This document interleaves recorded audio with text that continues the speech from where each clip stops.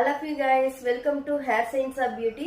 Underarmsல வந்து ஸ்மெல் வருதா? Sweat plus bacteria இரண்டும் மிக்ஸ் ஆகி நமக்கு underarmsல வந்து ஸ்மெல் வருது. சிந்தடிக் Dress வந்து நம்ம யூஸ் பண்றதனால நமக்கு underarmsல வந்து ஸ்மெல் வருது.